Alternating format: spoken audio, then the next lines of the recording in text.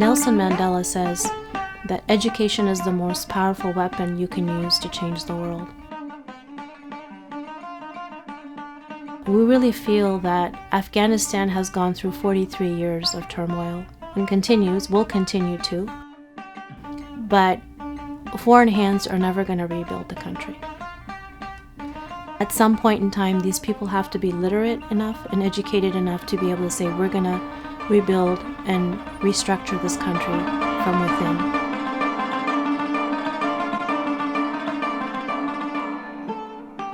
So my name is Adita Arya, and I'm currently executive director of an organization called Afghan Literacy Foundation. And I'm also the founder of this organization along with another founder named Laila Ishaq, and we founded the organization in 2009. I think my story starts in Afghanistan because I was born in Kabul, Afghanistan.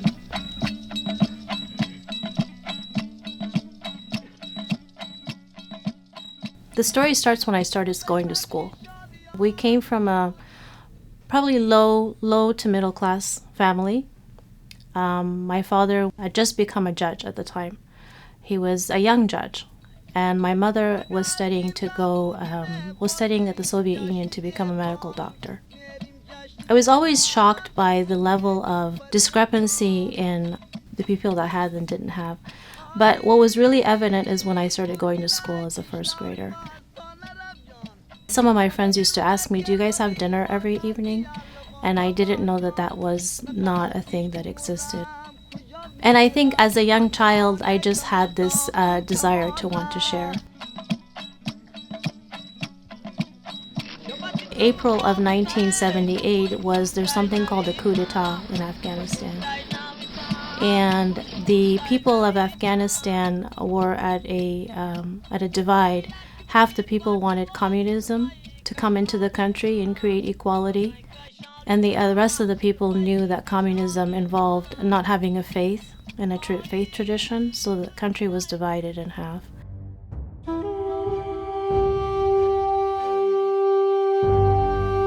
And the Afghans that wanted communism to come took over the country. And I was on my way home with one of my friends on that day during the coup d'etat, and I recall my uncle in a rushed manner, and he came to me and said, Adita, quickly run home, there's been a coup d'etat.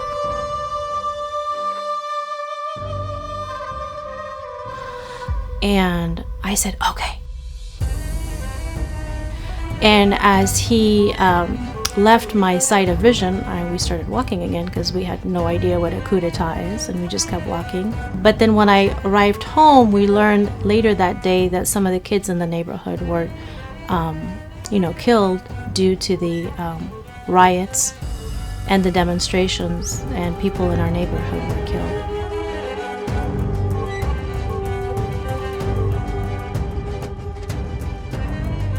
But it wasn't until later when my father and my grandfather were in prison that it hit home. Because they didn't join forces with them, they were imprisoned as political prisoners.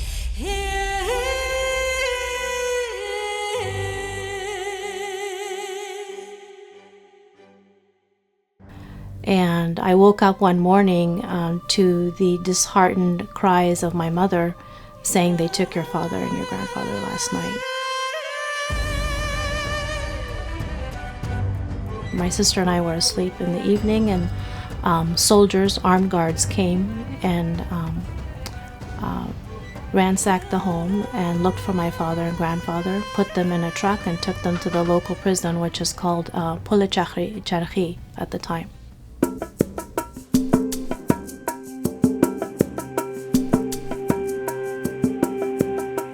So that was the beginning of a change of events for us. My mother was no longer going to return to the Soviet Union to be a medical doctor to finish her degree, and that stunted my father's career as well. So now it was survival for us. What are we going to do to remain alive, and is my father going to return home alive from prison? Luckily, there was a change in regime and they let go of the political prisoners. My grandfather returned home after a month and my father after 6 months. So during that time, we were living as an extended family with my grandfather, and he decided that it wasn't safe for us to stay in Afghanistan anymore.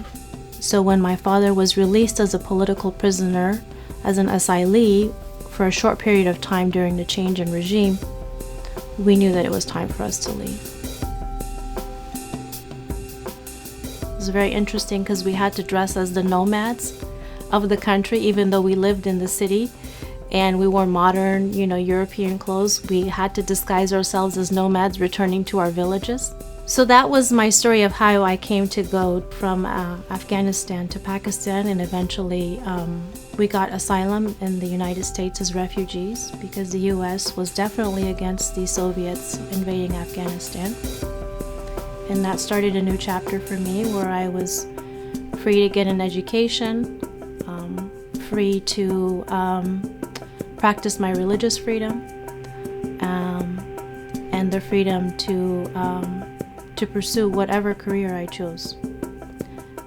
And it was interesting that with a slight hand of faith, I could have remained in Afghanistan and still be one of those kids, like my friend that I was walking home, and not make it here. So for me, the idea of wanting to give back is because I'm very humbled that I had the opportunity to come here, get an education. But I also feel like I owe it to those that didn't get to come to the States and didn't have an opportunity like the opportunities I've had. Our hope is that by educating the masses, then the movement is going to try to rebuild our own country from within. And giving them the tools to be able to do that through literacy is our hope. We're not just giving them the fish, we're actually asking them to learn how to fish as well. Because we are expatriates. We don't have any stake in the country anymore. The only thing we could do is help from the outside. But we also do not have the power to change the country at all. And this is our way of helping them rebuild for themselves. So currently we have about 135 sponsors that are sponsoring over 270 students. So obviously we can't do this work alone. We need more people to learn about us. I've outsourced my own niche of people, friends and family within my community. But I would like to reach out to greater communities out there that haven't heard me and haven't heard our voice and are willing to help. There's so many people in the world that are willing to help and are willing to jump on a cause. And this is definitely a great one to be a part of because you actually get to have a connection with the people that you're having, making a difference in their lives.